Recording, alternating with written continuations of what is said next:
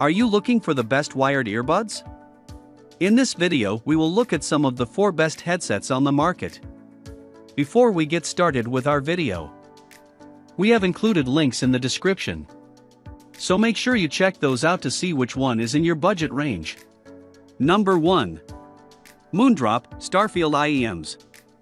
These days, if your budget is around $100, a lot of users and even pros are suggesting that you get IEMs instead of headphones. The Starfield IEMs by Moondrop certainly make a strong case for this. Right off the bat, the Starfields look and feel absolutely premium. The striking blue paint job with the gray branding and graphics exude an air of money well spent. The die-cast shells are made from zinc aluminum alloy, which brings 2 things to mind: high performance and durability. The Starfields don't just look the part. At 9 grams each, they feel it when you hold them in your hand as well. As far as fit and comfort, the Starfields are very nice fitting and comfortable IEMs.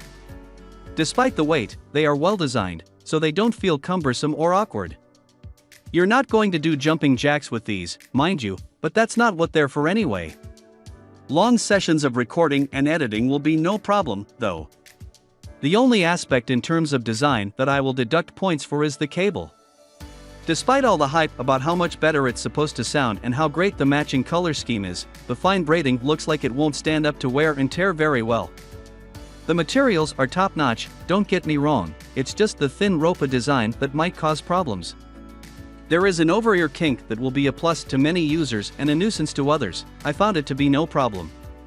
The cable terminates at a 90-degree angle on a 3.5mm jack. In the box, you get 6 pairs of tips to allow any user to find their perfect fit, a well-made zippered storage case, 6 replacement mesh filter grills, a set of tweezers, and the manual. When it comes to how the Starfields sound, my overall impression is that if you're looking for the best all-round wired earbuds, these are very hard to beat.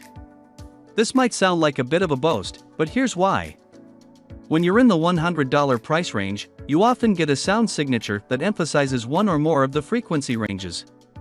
While this might be pleasing in some cases, it does unbalance the sound and makes for inaccurate monitoring. The Starfields, however, are impeccably balanced. The overall signature never sounds dull or overly sharp. There's enough bass to be respectable, but don't go thinking it's going to satisfy your needs if you're looking to get into the sub-bass frequencies. The mids are where the Starfields really shine. They never get buddy or dirty, and the middle section has a fullness that makes it very three-dimensional.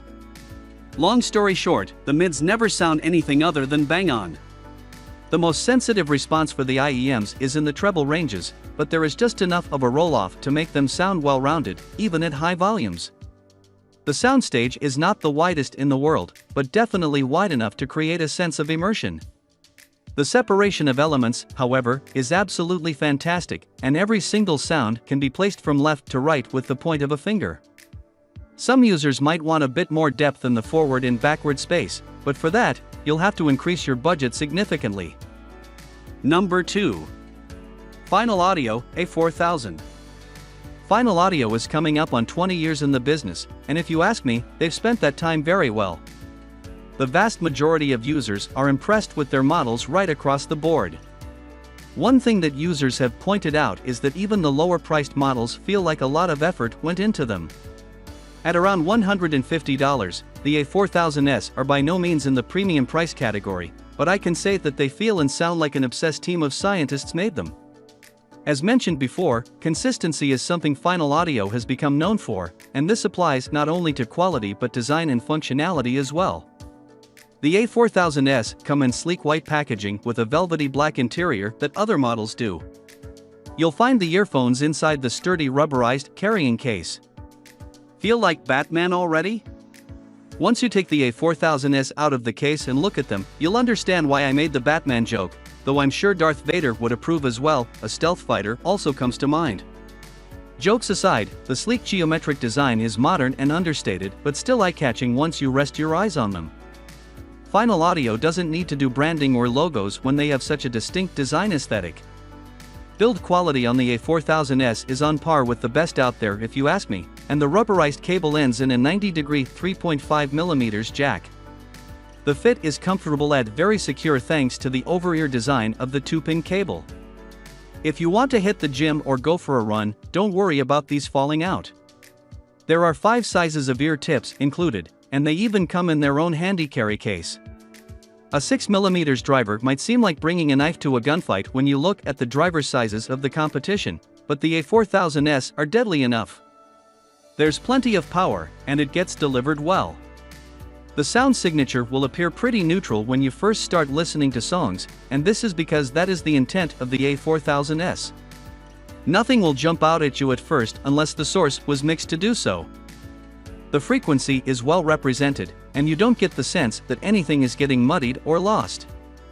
They're not what you would describe as bass heavy, but there is a definite warmness and presence. The low end also retains its integrity well at high volumes. The mids are full and rich, with the lower mids being very punchy without getting muddy. The higher mids are enhanced but not harsh or sharp in any way. The treble end is perfectly smoothed out, and there's just enough sparkle to make them clear and striking but never sibilant or sharp. The soundstage and separation are where the A4000S really shine, in my opinion. The rating I would give for the soundstage is far above average when compared to others in the price range. The separation is superb, so nothing gets lost, even in the widest mixes. Number 3. Campfire Audio. Around $650 is a lot for a pair of IEMs, and it makes the Holocene one of Campfire's most expensive models. Luckily though, the money is well spent, as one would come to expect from Campfire Audio. As usual, the distinctive packaging houses a pair of IEMs with a cable, some drawstring pouches for accessories, and a nice carrying case. The case is made by Sequel Yarn, which is an initiative started to fight against marine plastic pollution. Inside the drawstring pouch, you'll find 4 sizes of ear tips that come in both silicone and foam for a total of 8 pairs. There is also a small brush for cleaning. The IEMs are in the usual geometric shape that Campfire users should know and love. If it works, why change it, right? The soft, metallic brow color is in contrast to the bright colors Campfire usually puts out, but the IEMs look no less pleasing for it.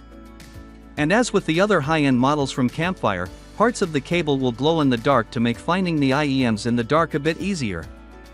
Despite the size and weight of the Holocenes, they make for a very comfortable and secure fit. It might take you some time to get the right size tip, but as soon as you've got them adjusted, they will stay there till removed with no problem. When you start playing the first tune through the Holocenes, you will immediately know where that cache has gone to. Just a warning to new users, these are some very loud IEMs, so don't go being brave when you fire them up for the first time. The low end is by no means enhanced, so bass heads will probably want to look elsewhere for their fix, but if you still want the low end with integrity and all its parts there, then these will do just fine. The mid-range is where the most sculpting has taken place, and it has been very beneficial. The high mids have a few pointed, narrow cuts in a few strategic places to remove any unwanted harshness from the mid-range. In turn, these cuts make the lower mids that much warmer and more pleasing to the ear. As far as the high end is concerned, you will notice a definite brightness. I say bright and not harsh for a reason. There is a prominent enhancement in the high end, but it manages to just stay behind the line that crosses over into undue resonance and sharpness. Overall, the frequency response is superb, and you don't have to worry about anything ever getting lost. Soundstage and separation are probably where the Holocenes will impress listeners most. The soundstage is tremendously wide and had great depth as well. No matter how large the mix, these bad boys will ensure that nothing gets lost in the mix. Picking apart the different sonic elements is as simple as closing your eyes and pointing. Number 4. Shure SE215. These earbuds have plastic housings that angle into your ears. They come with 3 sizes, S, M, L, of flexible silicone and 3 sizes of black foam tips, so you can find a very specific and comfortable, personalized fit. Shure claims passive sound isolation of up to 37 dB of ambient noise. We tested all our earbuds out the same way, in a busy office, and while playing a drum kit, loud. With a tight fit, we were impressed with the noise isolation and were able to hear our tunes even over the drums, a little, anyway. Designed to fit on behind and hook over your ears, the cable keeps in place perfectly, though some people might not find that positioning comfortable. This is a reinforced, tangle-resistant cable that fits to a 1/8, 3.5mm standard jack. However, a very fancy feature of the Shure earbuds is that the cable is replaceable. This means you can change it if it ever gets damaged, switch it to a lightning connector for Apple products, or replace it with a cable with a mic and inline controls. Yes, those are unfortunately lacking on these earbuds. Finally, for sound, we think these earphones are solid. They have a frequency range of 22 Hz, 17.5 kHz, so you'll miss out on some low lows and some of the ultra high end, but what was left was clear and smooth.